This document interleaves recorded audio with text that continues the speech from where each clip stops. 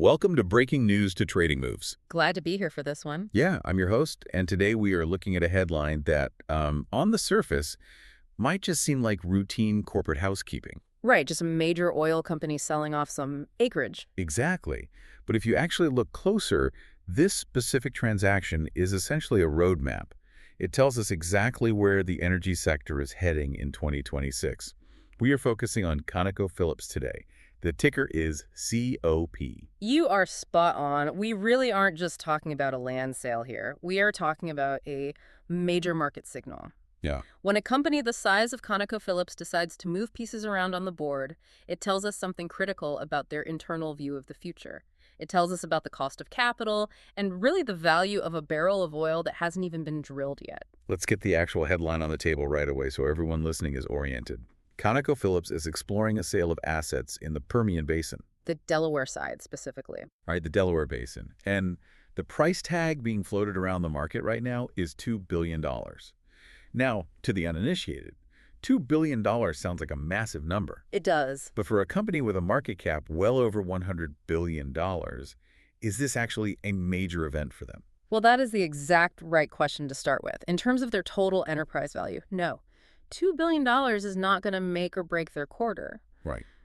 But you can't let the relative size fool you. This is a very specific signal about capital allocation. I mean, this is not a fire sale. It's not a distressed asset dump. Exactly. It is a highly strategic prune.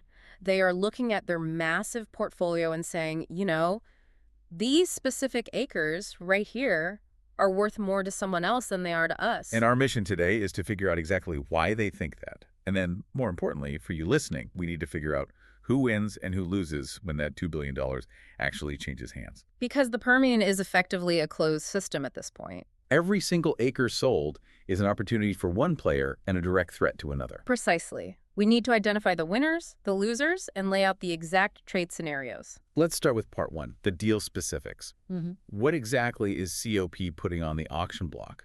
We know it's Permian dirt, but the Permian is roughly the size of a small country. Can we get a bit more specific? We are looking at the Delaware Basin side of the Permian.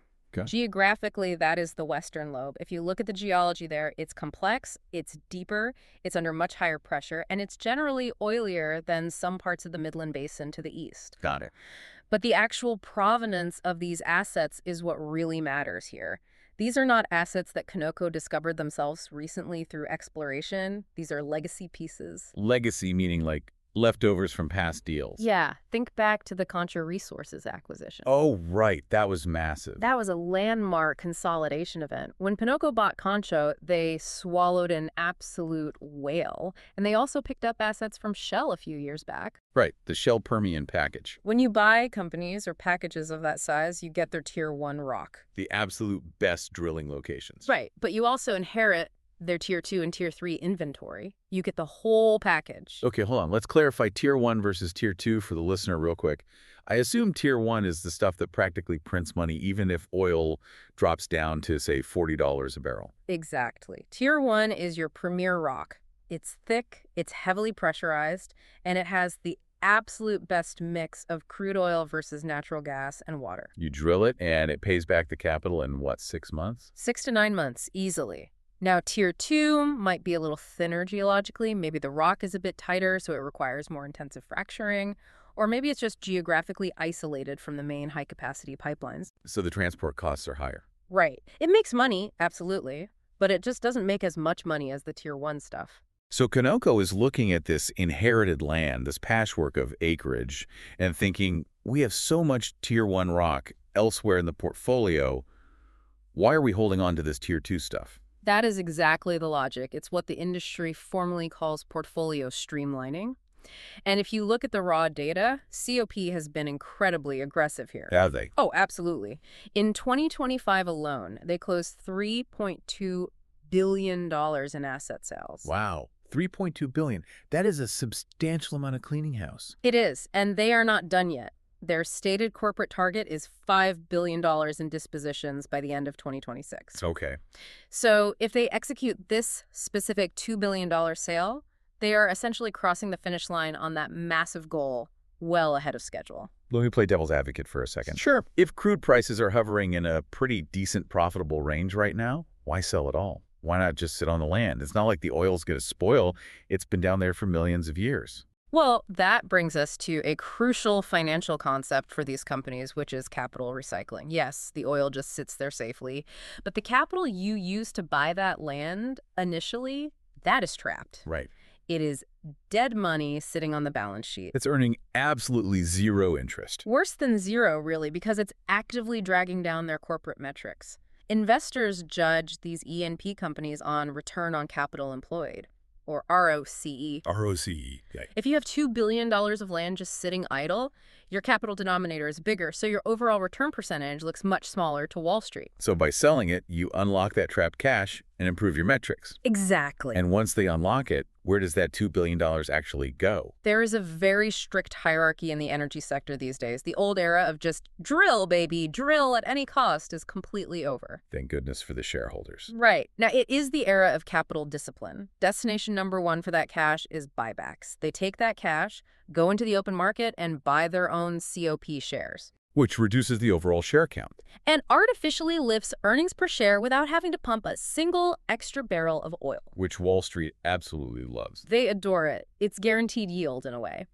Now, destination number 2 is dividends, just handing the cash straight back to the owners. Simple. Destination 3 is debt reduction, cleaning up the balance sheet. And finally, destination 4 is funding higher return projects.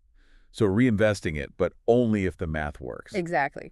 If Conoco has a massive conventional project up in Alaska, like Willow, or a much better spot in the Midland Basin that returns 20 or 30%, they take the money from this Tier 2 sale and pour it straight into that high return hole.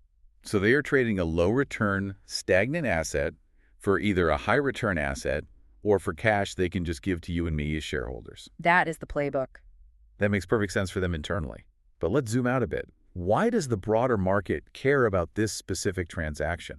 If you don't own COP stock, why are you watching this headline cross the terminal? Because of the valuation signal.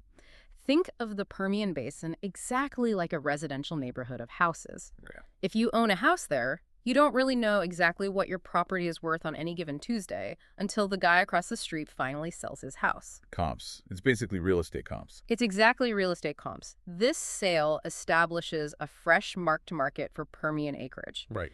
If COP sells this package for, say, $50,000 an acre, suddenly every single other company with land nearby companies like Devon or Diamondback, they can point to that headline and say, look, Wall Street, our undrilled assets are worth that much too. But the flip side of that, if they sell it for only $20,000 an acre, Then the entire sector takes a hit. the comps pull everyone down. The market will immediately re-rate the net asset value of everyone else downwards to match that new reality. That is precisely why the final price tag matters so much. But it's actually not just the price, it's the type of buyer that matters just as much. This is a crucial distinction you made in our notes before we started. Strategic buyers versus private equity buyers. Break that dynamic down for the listener. A strategic buyer is another publicly traded oil company. They buy land with the express purpose to drill it. Because they have to. Right. They have 5-year corporate plans. They have quarterly earnings calls. They need to show Wall Street a steady trajectory of production growth, or at least replacement. If a strategic buys this acreage, it means they are fundamentally bullish on the rock. And a private equity buyer operates differently. Very differently. Private equity firms are entirely financially driven. They are the flippers of the oil patch. Sometimes they are flippers, buying it to dress it up and sell it to a public company in 3 years. But sometimes they are strip miners. Strip miners, what does that look like? They might buy the asset just to run the existing producing wells. They come in, they cut all the corporate staff, they completely stop all the expensive new drilling, and they just milk the existing cash flow from the old wells until they run dry. Wow. That distinction is going to be incredibly vital when we talk about the service companies later on. Oh, absolutely. It's life or death for the service guys. But before we get there, talk to me about what you call the Permian chessboard. You mentioned the Delaware Basin specifically earlier. Why is a $2 billion package so vital in that specific geography? Because the Delaware is highly fragmented. It is like a giant checkerboard where 10 different kids are trying to play 10 different games at the exact same time. Lots of competing operators. A $2 billion package is a large enough contiguous block of land to actually change the game board. It immediately influences three core things in the basin: drilling plans, service demand, and midstream volumes. Midstream being the pipelines and the processing plants. Right. The oil has to move once it's out of the ground. If Conoco owns the land, maybe they route all the produced oil to a specific pipeline company they already have a master contract with. If a brand new player buys it, they might have a totally different relationship. They might physically route that daily volume to a different terminal or a different pipe. That instantly shifts the quarterly revenue for those pipeline companies. Okay, so the table is completely set now. We have a massive seller looking to optimize capital, a market desperately looking for a fresh price signal, and a highly specific patch of dirt in the fragmented Delaware Basin. That's the landscape. Let's get to the fun part, the winners. Who pops the champagne if this specific deal goes through at a strong number? Let's look at Group 1, the Permian-focused E and PS. These are the exploration and production companies, the direct neighbors, the most logical buyers. Let's name names. Who is on your watch list? You have to look closely at EOG Resources, ticker EOG. You have to look at Devon Energy, ticker DVN, and Occidental Petroleum, ticker OXY. Why them specifically? I mean, spending $2 billion is a massive amount of cash to let go of in this environment. Why is spending that money considered a win for their stock? It is a massive win if it solves the blockiness problem. Blockiness. It honestly sounds like a retro video game term. Explain the physical engineering of why blockiness matters so much. It comes down to simple geometry and modern drilling tech. To make real money in shale today, you need to drill incredibly long lateral wells. Right. You drill down vertically for maybe 2 miles, then you physically turn the drill bit 90 degrees, and you drill horizontally through the shale layer for maybe 3 miles. 3 miles completely sideways through solid rock. That is incredible engineering. It really is a marvel. But here is the catch. You can only do that if you legally own 3 miles of uninterrupted land on the surface. Ah. If you own 1 mile, and then your competitor owns the next mile, and you own the 3rd mile, you cannot physically drill that long well. You have to stop at the property line. And stopping is expensive. Stopping kills your unit economics. A single 3-mile well is vastly cheaper on a per-foot basis than drilling 3 separate 1-mile wells. Because the setup costs. Exactly. You only have to rent the rig once. You only pay the crew to set up once. You only drill the vertical section of the well bore once. So if EOG or Devon owns the land directly next to this Conoco package, buying it allows them to basically erase those artificial property lines. Correct. They are buying operational efficiency. That is what the industry calls bolt-on acreage. Bolt-on. This specific dirt is mathematically worth more to the direct neighbor than it is to anyone else in the world because of that massive geometric synergy. Okay, so EOG, DVN, OXY. They win because they get to supercharge their existing drilling economics and lower their break-even costs. Who is in Group 2 of the winners? The midstream guys, the companies that own the steel in the ground. Western Midstream, ticker WES, Plains All-American, ticker PAA, and Kinder Morgan, ticker KMI. We touched on this briefly, but drill down a bit more. Why do they care who owns the acreage above their pipes? Because they are volume businesses. They operate like toll roads. They don't really care what the spot price of crude oil is on any given day. They only care how many cars are driving on their highway. And a new owner puts more cars on the road. In almost every scenario, yes. If Conoco internally considered this Tier 2 or non-core, they probably weren't prioritizing capital there. They might have had just 1 rig running, or maybe 0 rigs. Right, just letting it sit. But if a hungry, growth-oriented buyer like the Devon picks it up for $2 billion, they are going to want to prove to Wall Street immediately that it was a smart buy. How do they do that? By drilling it aggressively. They turn on the taps as fast as possible. They massively ramp up activity. That sends a surge of new crude oil and associated natural gas straight into the local gathering systems owned by WES or PAA. And it can also trigger what we call minimum volume commitments, or MVCs. Which is basically a contract saying, I promise to ship X amount of oil every month. Exactly. And if the new owner plans to ship way more than X, the pipeline company gets to completely renegotiate the contract for better tariff rates or much longer terms. It completely revitalizes the infrastructure economics in that specific geographic area. Got it. Volume equals victory for the pipe operators. Now let's talk about Group 3. The people who, let's be honest, always seem to win, regardless of whether the actual deal is good or bad in the long run. The dealitizers. The Wall Street banks, specifically looking at Goldman Sachs, ticker GS, and JP Morgan Chase, ticker JPM. I assume they just take a standard percentage of the $2 billion. They do take a very nice slice of the total transaction value as an advisory fee. But the real money for these institutions is not just in the advice, it is in the plumbing of the money itself. The actual financing of the $2 billion. Exactly. If the buyer is a public company, maybe they need to issue $1 billion in corporate bonds to pay for it.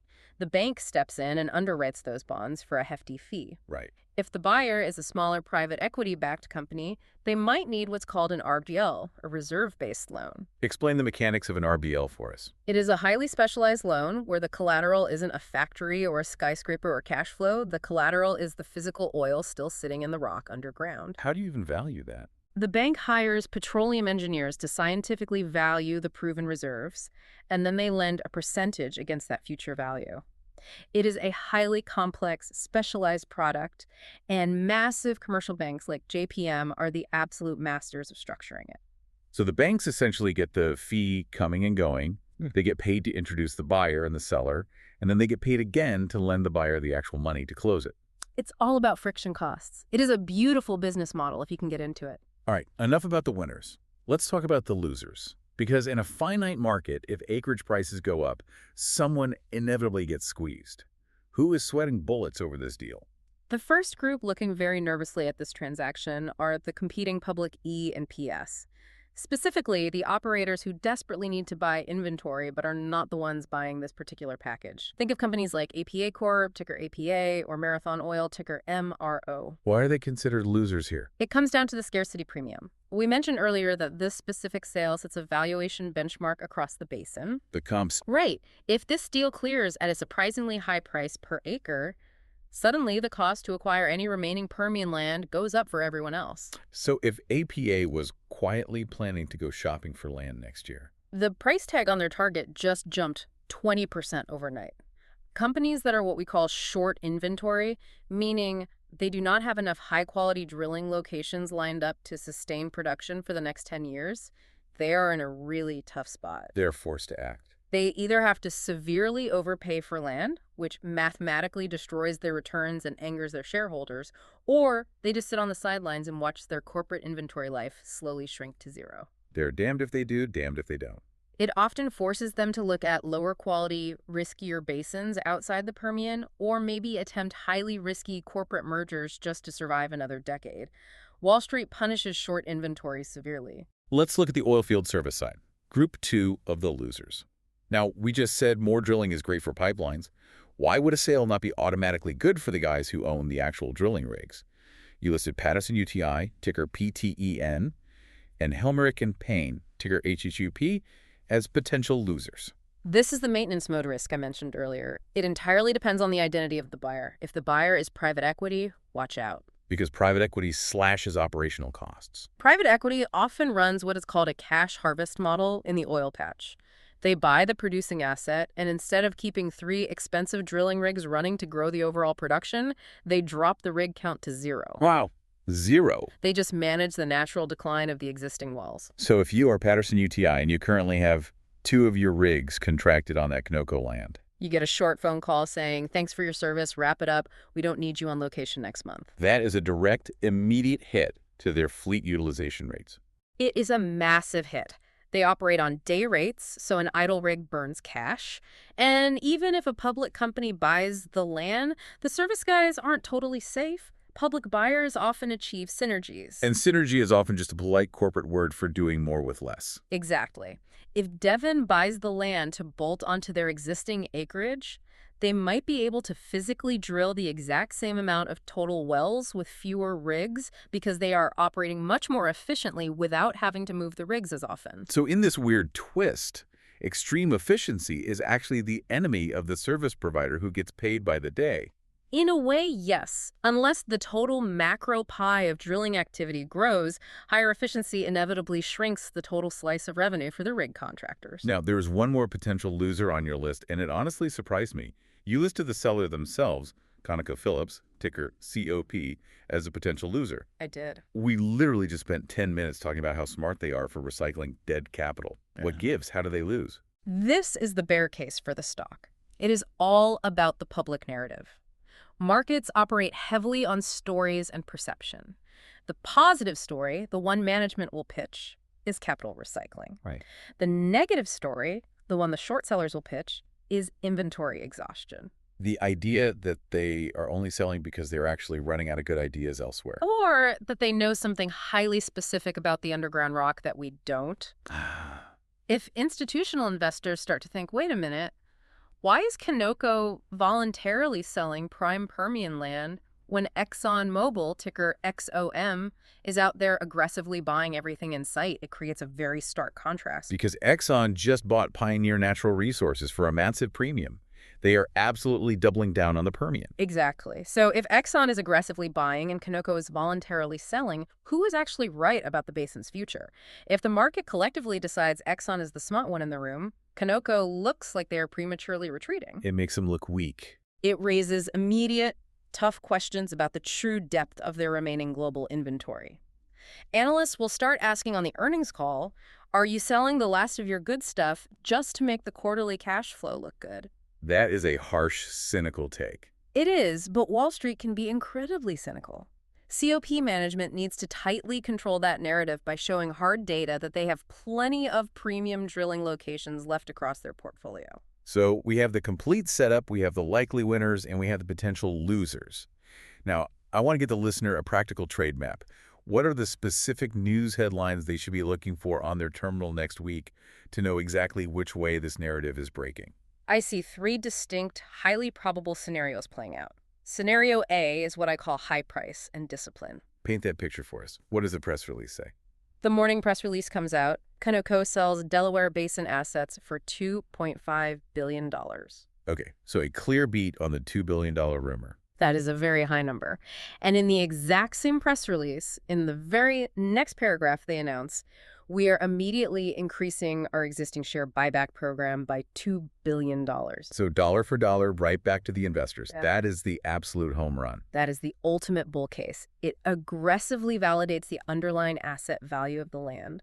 It shows incredible management discipline, and it directly mathematically rewards the shareholders. If that happens, the COP stock rips higher, and honestly, the entire large-cap E&P sector gets a sympathetic lift. I love it. What is scenario B on your map? Scenario B is the consolidator. The headline drops and says the buyer is a major strategic operator like Occidental or maybe Diamondback Energy. What is the secondary trade there? Obviously, the buyer's stock moves, but where else do you look? You immediately watch the mid-cap peers. If Diamondback buys it, you look at a company like Permian Resources. Buy them. Because the market will instantly think, okay, consolidation in the Delaware is heating up rapidly. Who is the absolute next target to be acquired? You get a speculative bump. You get a massive speculative bump in the remaining independent mid-cap E&PS, and also immediately buy the midstream pipeline names in the Delaware because a known public consolidator means guaranteed higher throughput volumes. Makes total sense. And finally, scenario C, the one the oilfield service companies absolutely fear.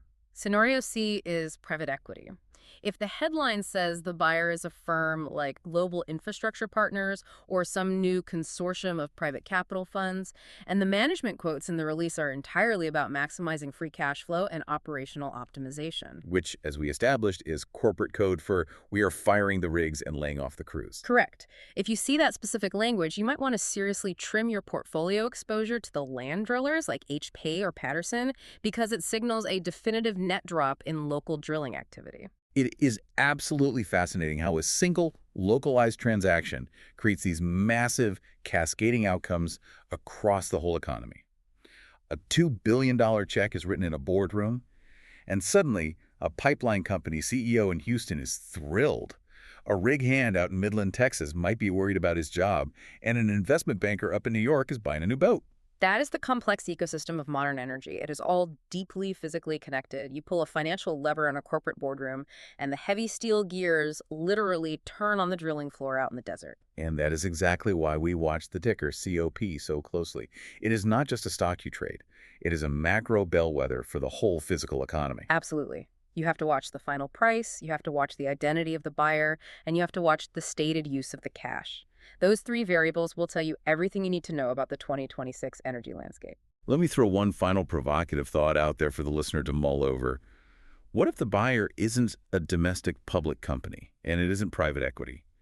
What if a foreign national oil company completely flush with cash, decides they want a physical foothold in the American Permian Basin. Oh, that would completely change the geopolitical math.